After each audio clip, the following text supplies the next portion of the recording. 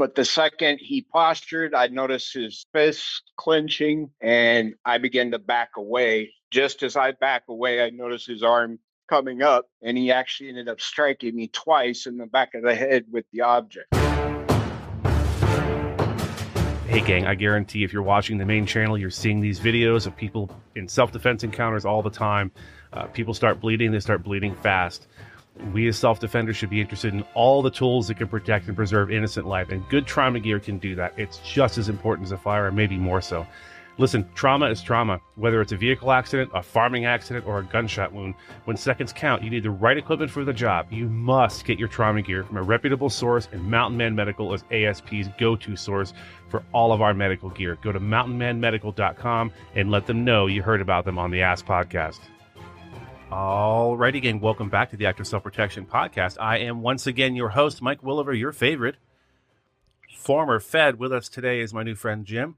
Jim hails from the West Coast. He is a law enforcement officer and again, an agency to remain unnamed. And he is here to tell us a rather interesting story about an off-duty incident where he was working loss prevention. Jim is married with kids, and I'm happy to have him. Jim, welcome on the show. Thanks for coming on. Thank you for having me.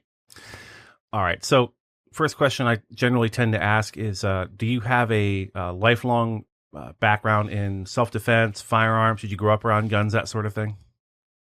I did. My father taught me how to shoot guns when I was little. Uncles, cousins. Yeah, it'd been around it most of my life. Right on. So you, we don't have to name your agency or whatever. If you want to give us a general overview of what kind of work you do professionally. Well, I'm actually retired medically from law enforcement. Worked in the state prisons here in California. Spent probably the better part of the last 30 years protecting celebrities, dignitaries, so on. In the last 5 years, I've been working here in the Bay Area, doing loss prevention, asset protection type work. We encounter all kinds. Yeah, I'm sure you do. So when you worked for, I guess we can name it since you worked in California with the state prison system, that's CDCR. When you worked Correct. for them, how would you characterize your training that you received from them, from the state, as far as self-defense and firearms related training? Well, as most know, in corrections, most officers are unarmed. You have to rely on hand-to-hand type defense and OC spray. Those are your two best friends while working. But at the same time, we also are taught how to use, I guess you could say, verbal judo. Try to de-escalate and calm situations without having to get physical. Yeah, in my previous life, one of my jobs for a couple of years was going to, you probably remember this, was going to the local county and state jails and prisons to interview people for immigration related stuff. So that's something that I did a lot. I'm sure you remember that, immigration people coming in to do that sort of thing. The idea being that if someone is here, legally or not, but they've committed a crime, specifically a felony, they might be amenable to being removed from the United States. But while doing that, I was able to get a really good inside look at how that looks and what it's like to be inside of a facility like that. And I got to tell you, I couldn't do it. It doesn't seem like very pleasant work. You're in there, you're kind of locked up yourself, for 8 hours, 10 hours a day with the inmates. So, and it's more like 18 to 20 hour days. Okay. Yeah, no thanks. And these places are usually out in the middle of nowhere. It's kind of a bleak setting almost always, like Calipatria and others. So I thank you for doing that service. It's definitely an unpleasant thing to have to do, but someone has to do it. So I thank you for doing that. And I can confirm that when you're in a facility like that, your best bet is to talk your way out of stuff and not end up in an altercation, because you never know, there could be 30 other people on the side of the person you're fighting, and that's the last thing you want. Exactly. It's definitely about respect.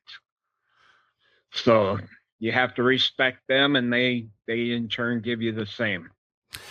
Yeah, and it's not. I think for people who've never been around the sort of individual we're talking about, they really do become institutionalized. It becomes a point where they are like their whole world is in the prison, and so Correct. they don't think the same way you or I think, or people on out in the world think. It's a whole different way of living.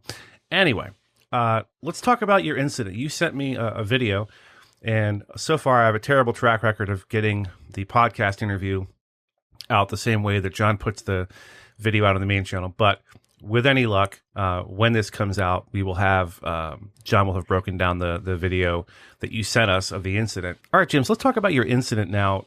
You were working one of these loss prevention gigs. What sort of setting were you in, and walk us through what you were doing when this all kicked off. Okay, so the incident takes place inside of a grocery store. There's two locations here in San Francisco, and they're in a area where it is low income, so that there's a lot of crime. We deal with homeless, drugs, you name it. We deal with it in these particular stores.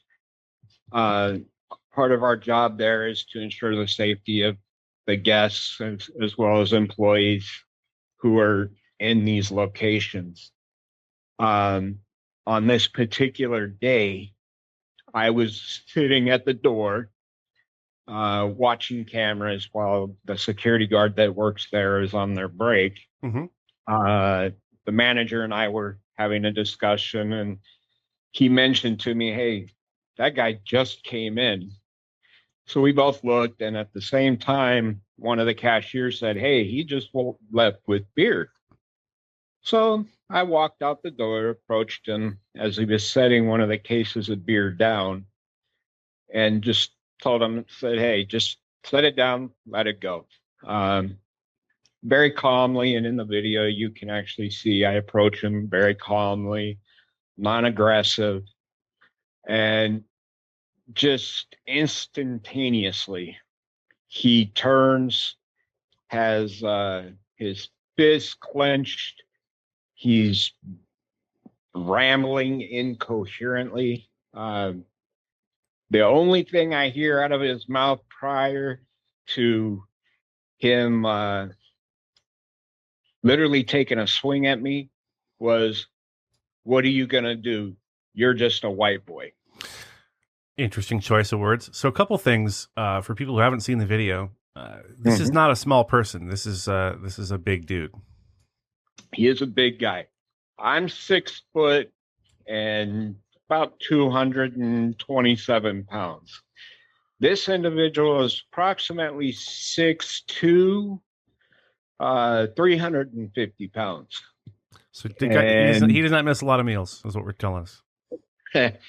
and this was not the first time we've encountered this individual. Uh, the On a previous incident, he actually had been tased by one of my partners who also came from a corrections background. That time he managed to get away, and the police didn't catch up with him. So going back to what you said a moment ago, you said set it down, let it go. Were you willing to let him put the beer down and walk away? And if so, is that a result of? I don't want to lead the witness here too much, but could that be a result of maybe your idea that the DA in San Francisco was not going to prosecute this anyway? Exactly. I've been doing this for 5 years, as I said, and our how can I put this? The way that we have been worked with the district attorney and the San Francisco Police Department, there's not a whole lot that the city actually does as far as the petty theft crimes. Mm-hmm. In California, it falls under Prop 47, which says anything under $900 uh, is petty theft. Yeah, I was working in California when that passed, and we kind of half jokingly said they just kind of legalized a whole bunch of crimes. In effect, that was the effect of what happened after that passed. And this is essentially what has happened in this city as a result. These stores are losing, I'm not going to say millions, they're losing billions with a B. And the stores are getting tired of it. So they hired guys like us to come in and try to detour much of those crimes. So over the past 5 years, when we stop the people, it's like, hey, we just want this stuff back and you be on your way. We're not going to arrest you. We just want the items back and you go. Quite literally loss prevention. Just prevent the loss and cut your losses and don't worry about prosecution. Correct. So we approach every person the same way. It's easier to approach them calmly, talk to them, and say, "Hey, look, this is what it is." And unfortunately, I've dealt with many of them that are what you would classify as professional shoplifters. They come in and will literally steal $899 worth of items. Yeah, I mean, anyone who's been paying attention to the news will recall having seen any number of surveillance videos of people walking, especially in San Francisco and LA, people walking into a CVS or a Walgreens and just filling up a cart and walking out unchallenged. And it's pretty crazy, but that really is how it happens. It's not, that isn't an isolated incident. That's pretty common. Yeah. Even the Target stores, to the point that they close at 6 p.m. at night now, because most of our thefts, the larger amount of thefts occur once the sun starts going down. There's an ongoing joke that we have that it's like, oh, it's Friday. They've opened the doors. And referring to a lot of the mental people that are coming out, and some are coming and literally stealing food just to eat. Mm-hmm. Those people, I mean, people look at me like I'm weird, but you can tell the difference when somebody's taking something because they're hungry and when they're taking something because they just want the money for drugs or alcohol or whatever. Well, the first clue might be the fact that they're taking bologna and Wonder Bread, or they're taking Nikes and a flat screen. Correct.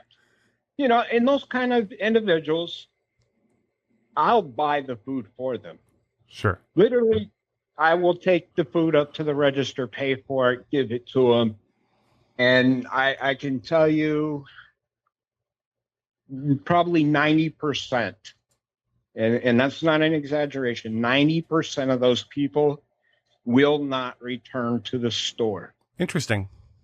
I've had many return to me and say, I don't want to go in and steal, but I'm hungry. Would you buy food for me? Sure, I will be happy to buy you food. And I do it. I mean, in 5 years of doing this, I have photos and videos of 3,500 people that I have stopped in these stores. Some I've physical encounters with, to others that, hey, no problem, here you go. Would you say the majority of people are cooperative or uncooperative? Out of 3,300, I probably had maybe 200 that would put up a fight even for an ice cream. Right. So going back to the incident at hand here, you're walking out front. People will see in the video exactly how it went down. It's a pretty good video, but you're out there doing your best John Dalton from Roadhouse. Let's be nice until it's time to not be nice. And you approach this guy, and as you said, it's pretty clear in the video, he became hostile almost immediately. Walk us through exactly what happened. You walk up to him and say what? I walk up to him and tell him, just just set him down and go home. Just give me the beer back, be on your way. And you've seen this guy before. You've or at least someone there to interact with. I have not dealt with this individual before. I've seen him enter the store and leave before. Never had to deal with him myself. He instantly became hostile.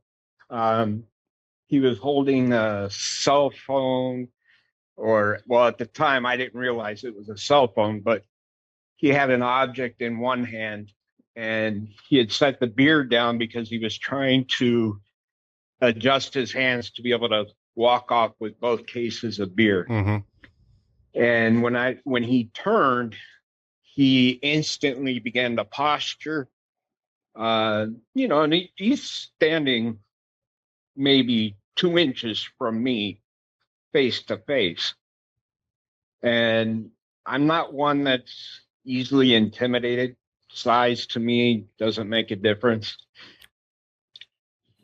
But the second he postured, I noticed his fist clenching, and I began to back away. Just as I back away, I noticed his arm coming up. So in the video, you would see me duck away, trying to avoid getting struck. And he actually ended up striking me twice in the back of the head with the object. So he had an object in his hand. It wasn't a fist? No, it wasn't a fist. It ended up being his cell phone that he actually hit me with in the back of the head. And that was why I pulled my pepper spray to begin with and sprayed him. And when I noticed the guy was still going to advance, that's when I drew my firearm. Excuse me. I drew my firearm and started giving him instructions to put the object down. So, Jim, backing up for just one moment to something that you said about the actual assault. Two things. One, were you immediately aware of what it is he was hitting you with? And two, did those blows have any effect? Did you feel like you were going to pass out or anything like that? I did not know what he had in his hand. I just seen a dark object in his hand. It was clenched in his fist. He struck me in the back of the head, once behind the left ear and once at the base of my skull. I could feel that it was a hard object and it hurt. It made me stumble a little bit. And at that point, I started to fear for my safety. Mm-hmm. And that led me to drawing my firearm and trying to put distance between myself and him. Again, this is a large man.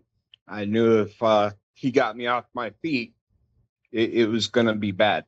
Yeah, and that's one of those things that I think military, law enforcement, security experience teaches you that perhaps the average self-defender who's hopefully listening to this and learning something today, because especially get a much bigger person like that, they've shown a propensity for violence. They've shown the means, opportunity, intent to injure you, potentially disable you.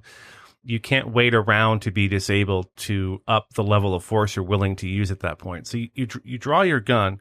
Now in the video, I really admire the way that you kept moving, kept your gun side away, and then ended up holstering when appropriate. But I don't want to get too far ahead of myself. So you draw your gun. Does it seem to have any effect on his behavior immediately? No. He actually began advancing on me. That's not good. He began advancing on me as my gun is pointed at him. Mm-hmm.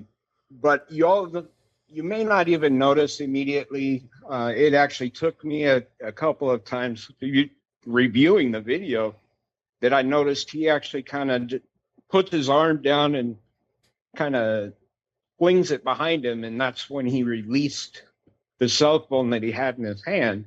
And then he also throws down the second case of beer. And he continued to advance on me. And at that time is when I reholstered and hit him with OC spray again. And by the second time, that's when the spray actually started to take effect. Now, this isn't the aerosol. This is pepper gel. Mm-hmm. So it's a little different. There's no big old mist in the air that's going to affect anybody and everybody around. I hit him. I mean, I soaked his face, unfortunately, but he continued to advance. Explain to our audience why that's unfortunate, because I already know, but they may not know. When you said it was unfortunate, you doused him a little too much. Why is that not good? Well, there's always that time that it takes for the spray to actually go into effect. And when you reapply, it takes that much longer. So you're essentially washing off the original and starting over again. Now, I know that's true of aerosol, whether it's a conical mist or a stream, that the propellant has to begin to evaporate before the actual pepper granules themselves take their effect. Now, I've never used pepper gel. I don't have an opinion on it. I know that John's not a huge fan of the gel versus the spray. I'm kind of agnostic as it stands. I've never seen pepper gel used in the wild other than your incident. In retrospect, would you still recommend the gel versus a spray? Do you still prefer it? What are your thoughts? Me personally, I prefer the aerosol. Unfortunately, though, inside of a grocery store, they use HVAC systems, and so it's quickly will spread through the entire store and affect every single person in the store. We had an incident where we literally had to evacuate the store. The fire department had to come in with big fans, and it's not a good thing. So they don't actually permit us to use the aerosol indoors anymore. The gel, it takes maybe a few seconds longer, but most people, just as a normal reaction, when you get hit with something wet, you have a tendency to wipe. Mm-hmm. And once you wipe gel, it becomes even that more effective. So it's like pepper spray napalm. It sticks. I'm sorry, I cut you off there. No, that's okay. You actually, to my point, I said it's kind of like pepper spray napalm where it sticks to everything. Correct. And the second you wipe it, it activates that much faster. And most people have a tendency to wipe it across their eyes. Well, when you do that, you're putting it more into the eyes. Right. And it starts burning that much faster. So in the video, you see the individual, all of a sudden, he'll kind of shake his face or shake his head, and he bends over. And as he bent over, he's trying to wipe the gel off of his face. And that didn't work out for him. No. At that point is when I think he started to think a little more about, okay, I'm going to give up. He tries to grab at me a couple more times, and then he starts to walk away. Now, at the end of the video that I sent to you guys, you notice me kind of bobbing and weaving there. He had actually picked up a bottle of beer and was trying to throw it at me. And fortunately, he missed and hit the pillar that was there. And then he went home right across the street. Can I just interject here and say that the abuse of the beer is probably the biggest crime that happened that day? Yes. Anyway, so during this whole thing, I did notice in the video there appeared to be another individual that was with you walking out. Was he with you, or was he just happened to be walking out at the same time? No, actually, that was the manager. Okay, and that makes sense. He's present to observe the situation. Their policies are there is nobody in those stores permitted to approach, talk, touch, anything else, even with a shoplifter. They can lose their jobs. So we, as off-duty, are the only ones permitted to stop somebody that's stealing. and the managers come out basically to be the witness. Sure, that makes sense. And a representative of the business. Correct. So we deal with it that way, and like I said, the manager just happened to be at the door when everything went down to begin with. So he comes out, and then of course they have to do their paperwork, because now I had to pepper spray somebody, and they're scared to be sued these days. So we got to cover all bases. So he ends up walking home. Turns out home was almost literally right across the street. So at some point, I mean, for no other reason than to document your use of force, you call San Francisco police. Is that correct? That is correct. And they show up 3 days later. And what happens? Actually, they showed up fairly quickly. It Nice. was a matter of a couple of minutes, which was the first for me. Usually it's an hour or two. And just to give everybody an idea, the San Francisco Police Department is literally right behind us. Okay. Their building connects to our building. But there are no officers there unless they're there doing paper. So the first officers arrive. I give them the information. The manager points out where the individual left, because after everything was said and done, I turned around and did the same thing that I was trained to never do. Wipe my face after I got the spray also on myself. Oh, Jim, I feel your pain. So, but I carry a decon kit, which actually wipes off the spray and then also eases the burn. So I went in and was taking care of myself, and then came back out a couple of minutes later and spoke to the police. And it ended up taking 8 police officers, and with the use of less lethal, to remove the individual from his home and take him into custody. So they respond to you, then your manager points out, hey, he went that away, and they figured out exactly what it was, an apartment or condo. They figured out what unit he was in. It's San Francisco is kind of unique. There's buildings, and then you got inside the buildings, you got individual rooms that are rented out as apartments, and evidently he lives with his mother. Shocking. Yeah, his mom spoke to the police. She signed a release form giving them permission to enter the property, and they brought him out. And when I saw him without a shirt on, I was like, wow, that's a really big man. Yeah. So mom signs a release. I mean, can I infer that had she not signed it, they would have been powerless to go in there and do anything? I mean, I'm not sure exactly what their policy is. Yeah, I think that was a CYA thing for them.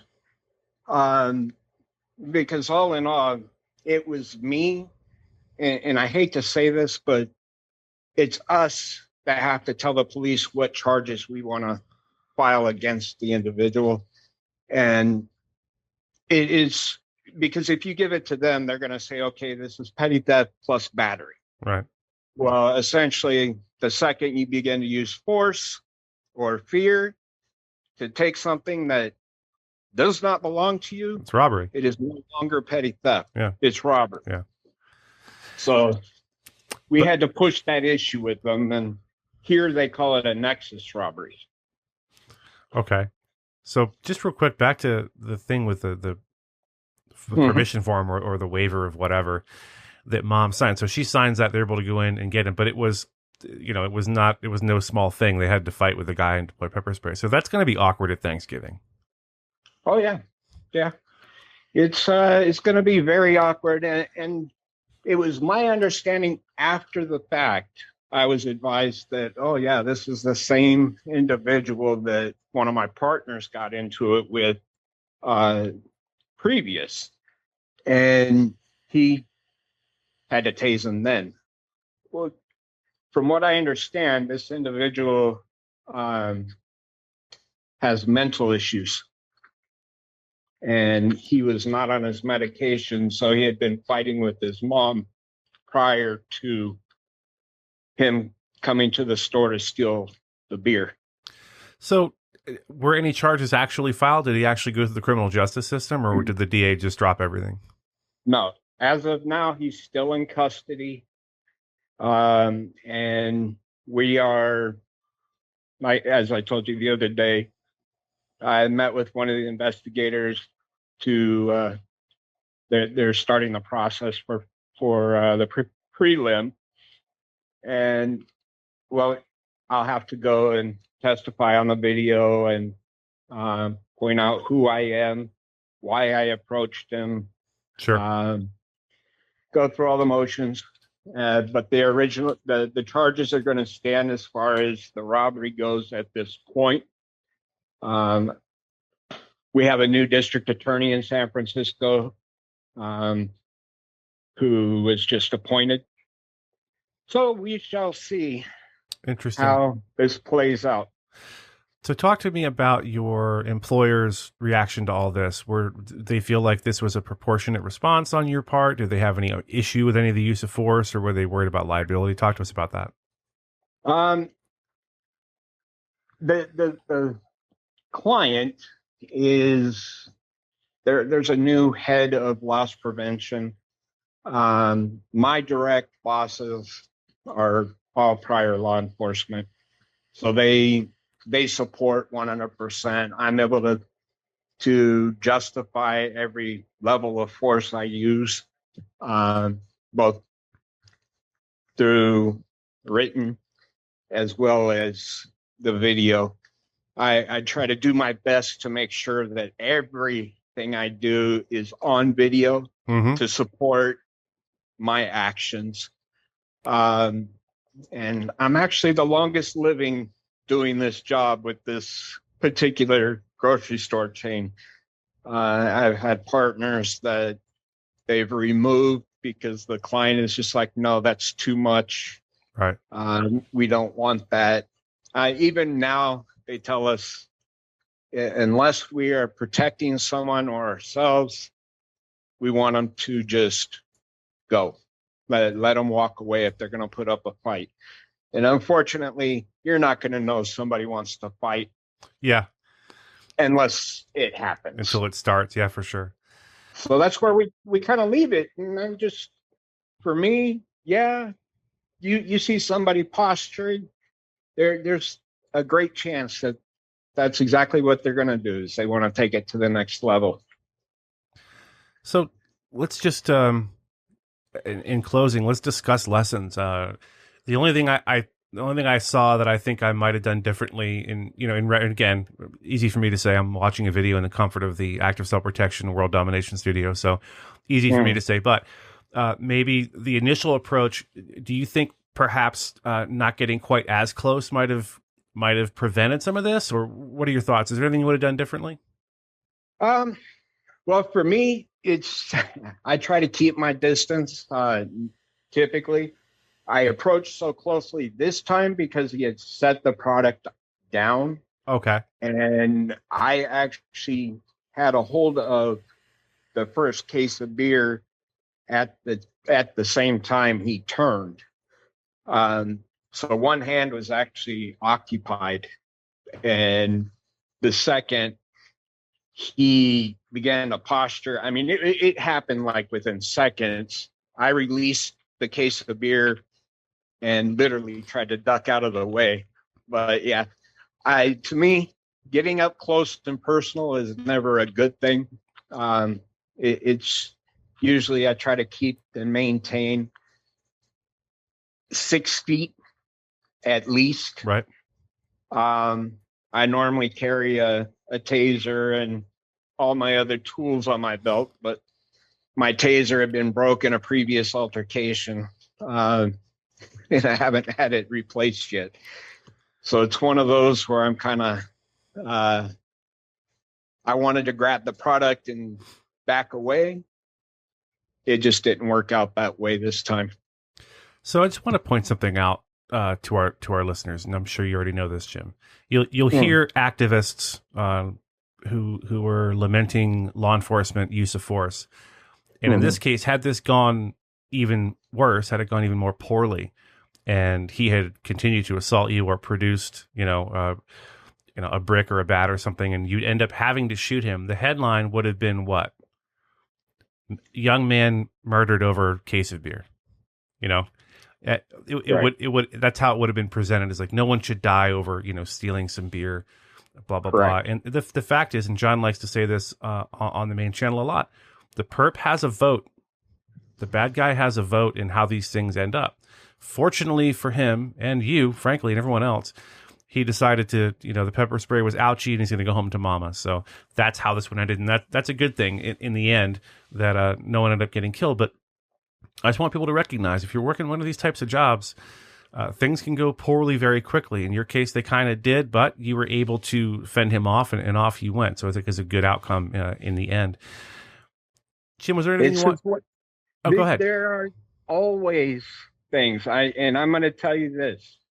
After drawing my gun, you can ask my wife as my witness. For the past 2 weeks now, I replay this over and over and over in my mind about,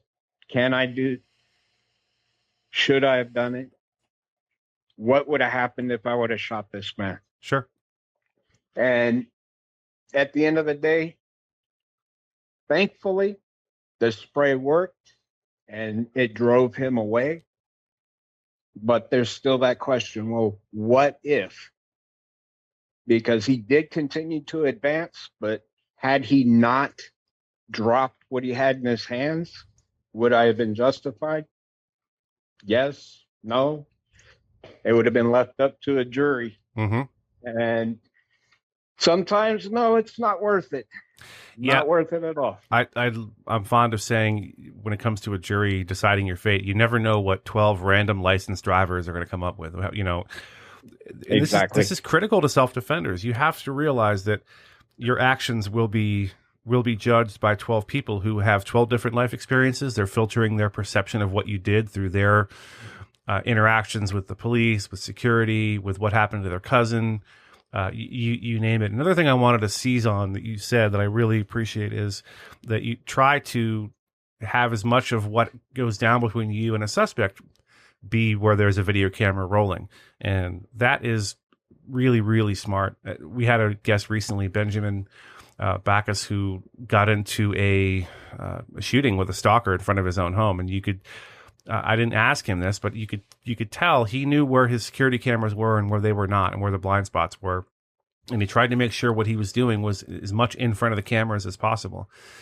I like body cams. I like dash cams on law enforcement because as long as you're doing your job correctly, it's the one thing that'll save you from, being sued, fired, charged with a crime. When I would do, I was a Fed. We didn't have body cams or dash cams on our cars, but when we were doing interviews, there was always a camera rolling and recording. And as I'm conducting that interview, I'm thinking to myself, how is what I'm doing and saying going to play to a jury of 12 random licensed drivers 8 months, 3 years, 4 years from now, when it finally gets time to go to a criminal trial?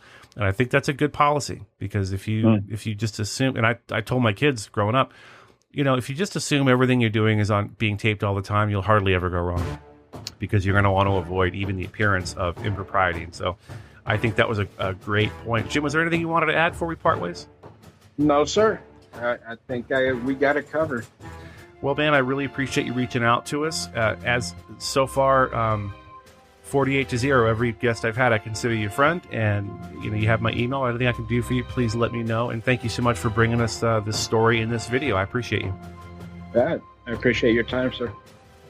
Alrighty, gang, welcome back to the Gutowski Files, featuring our good friend of the channel, friend of mine, Stephen Gutowski. He is the founder of TheReload.com. He is the host of the Weekly Reload podcast, which you can listen to on all of your finer and not so fine podcasting outlets, to include YouTube. If you are a member of TheReload.com, which if you're not, you should be, you get that a day early. Stephen, thanks for being on. How you doing, buddy? Hey, thanks for having me. Yeah, and I'm glad that you clarified we're on in all of the outlets, including the crappiest podcasting apps that exist. The unsavory outlets as well, they will carry because whatever you're into. Yeah, it's a great show. Know? And if you subscribe to him on YouTube as well, you get all kinds of clips. So if you're not trying to watch a whole podcast, you can check out little clips and bites from his interviews that are all very interesting. So yeah, check that out on YouTube as well. And make sure you like and subscribe and all that kind of stuff. This week we are talking about, a couple weeks ago we discussed the bill trying to move its way through Congress about an assault weapons ban. And again, just for the record, I hate the term assault weapons. It's a stupid term. It doesn't mean anything. All firearms are either offensive or defensive, depending on how they're employed. So I think it's a stupid word. Anyway.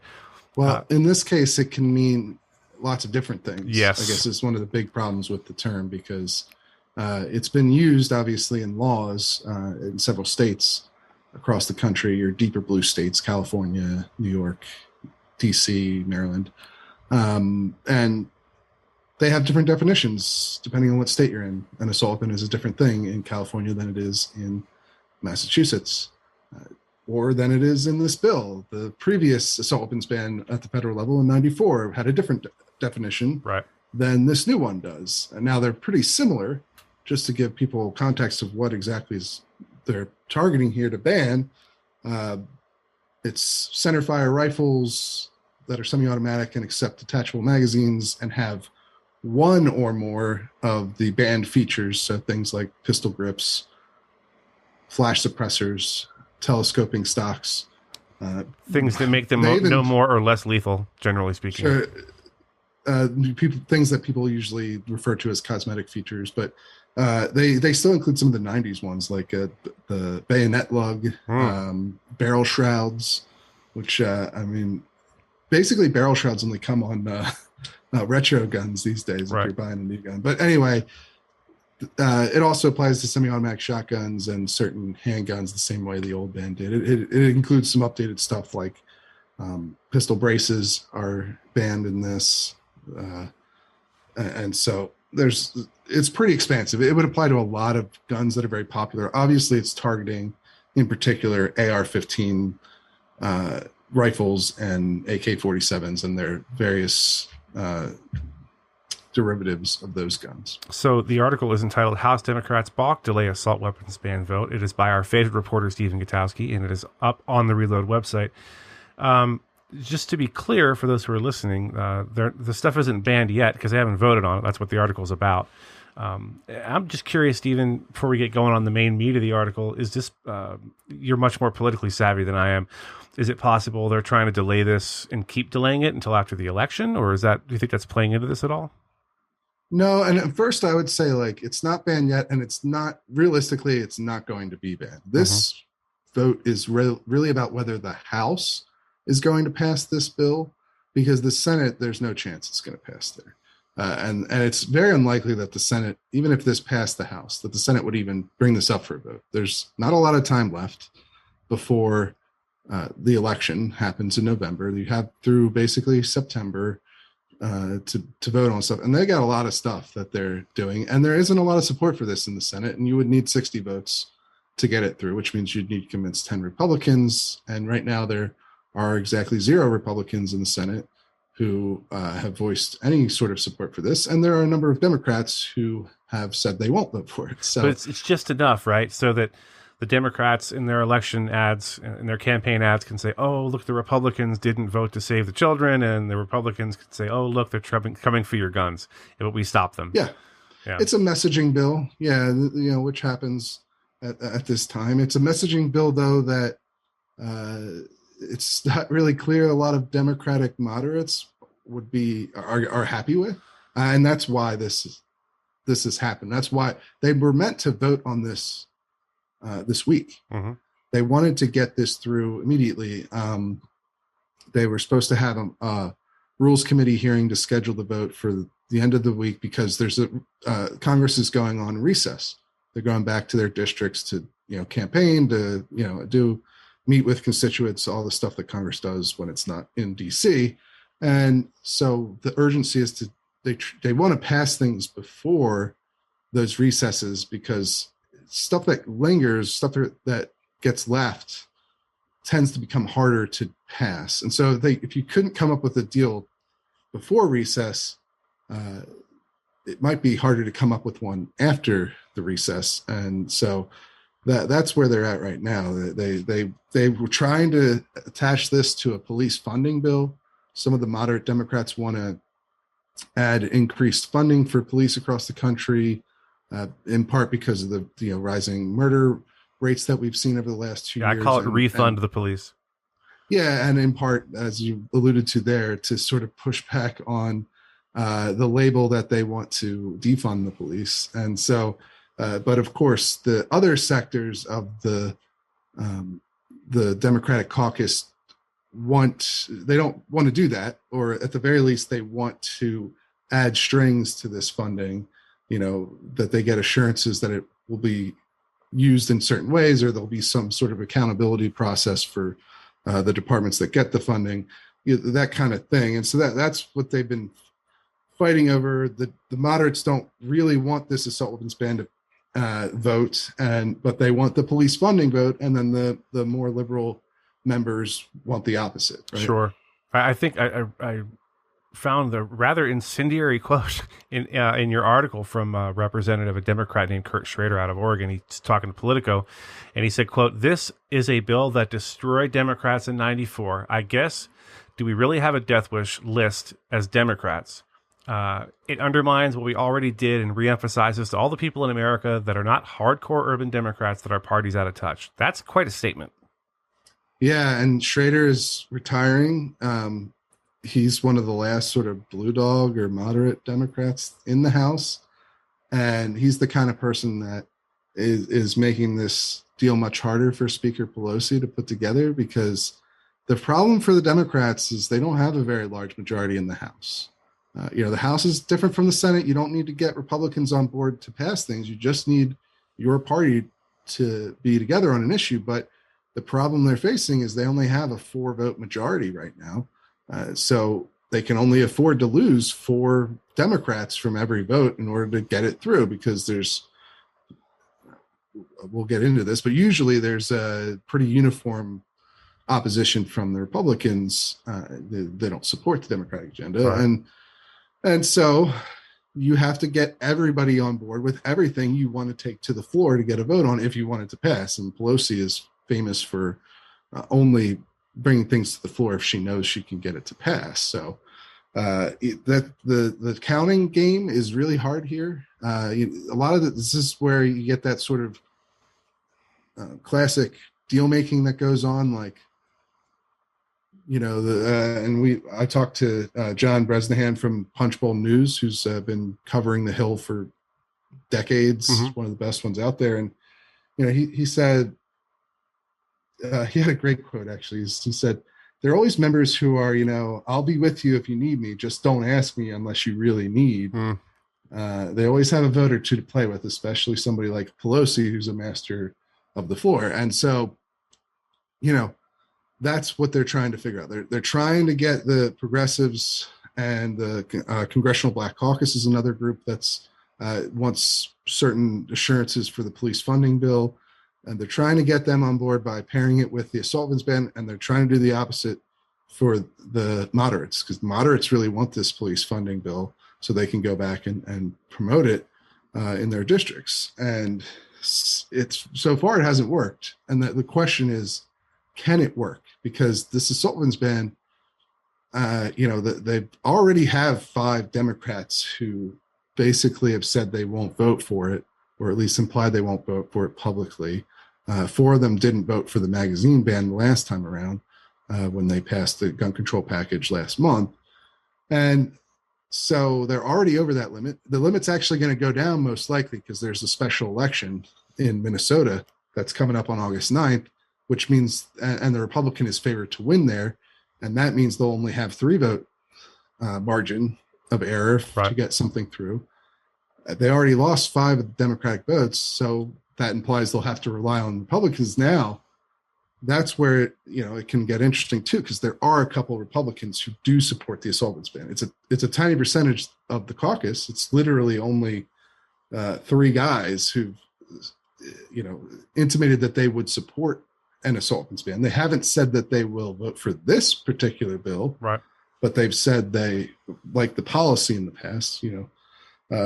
Fitzpatrick in Pennsylvania, you got Kinzinger in Illinois, and you got Jacobs in New York, and then there's also Brian Mast in Florida, who back in 2018 said he supported, but then he voted against the magazine ban. So there's extremely thin margins is the point, and we don't know yet if they can actually get it done.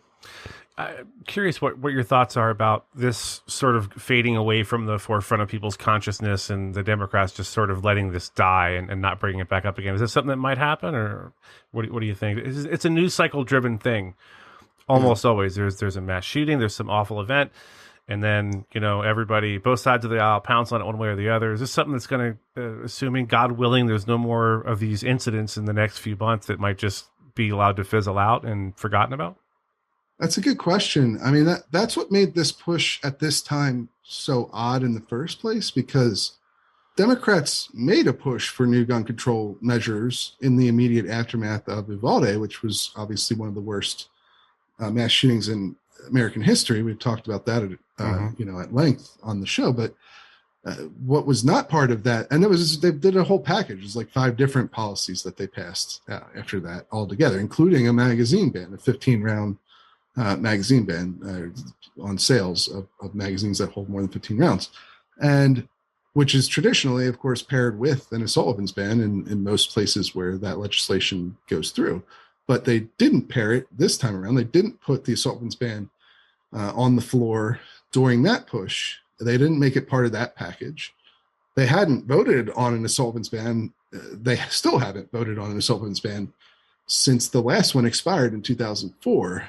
Which sort of implies that they don't have the votes. They've controlled the House not only for the last 4 years, but also they controlled it before. Back in the 2010s with President Obama, and they didn't pass one then either.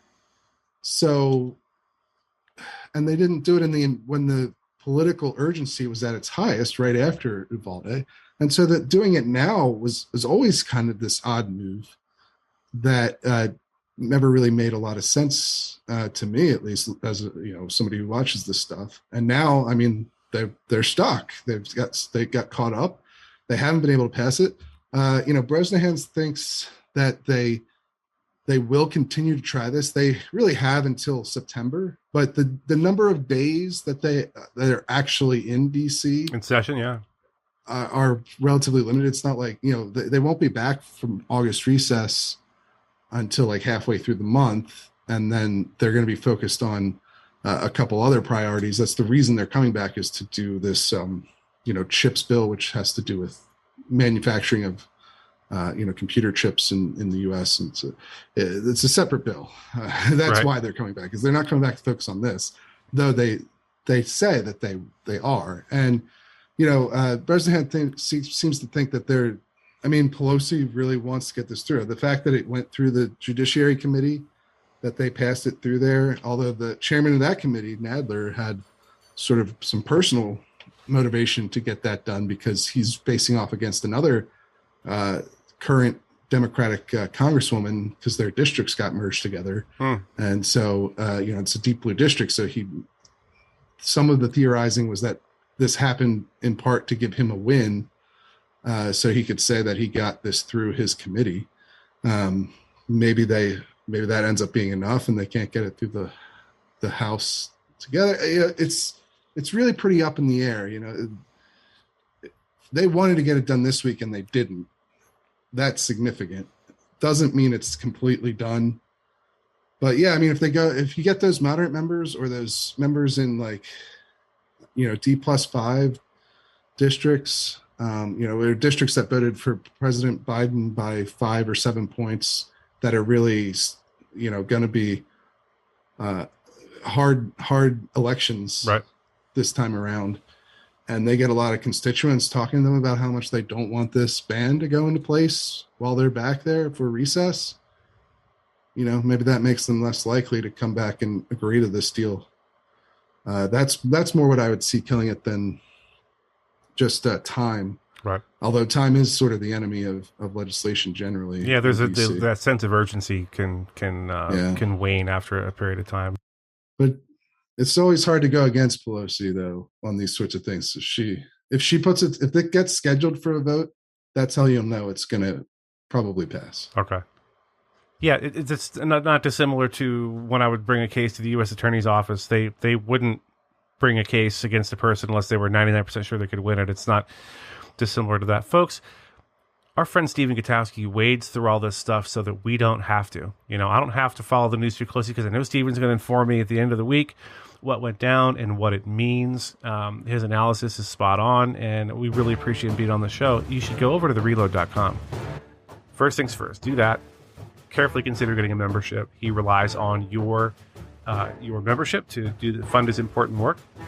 Next thing I want you to do is go to Apple Podcasts. If you listen on Apple Podcasts, leave us a rating and a review. Slap the word Gutowski on it. I don't care if you misspell it. We know you love Steven, so it doesn't matter one way or the other. Just to let us know you made it at the end of the show. Those ratings and reviews mean something. What happens is when someone is searching for a podcast related to firearms or related to self-defense, the more ratings we have, the higher the ratings, the more reviews, the more engagement, the more likely Apple or Spotify is to recommend this show or Steven's podcast to you. So go like his, subscribe to his, like mine, leave a review, all that kind of stuff. We really appreciate it. I can't thank you guys enough for listening. We read the reviews. Me and Steven will text screenshots of the reviews back and forth, like, hey, look at this, So we are paying attention. We really appreciate you. Steven, man, I can't appreciate you. I can't thank you enough for being on. And God willing, we'll see you next week. Absolutely.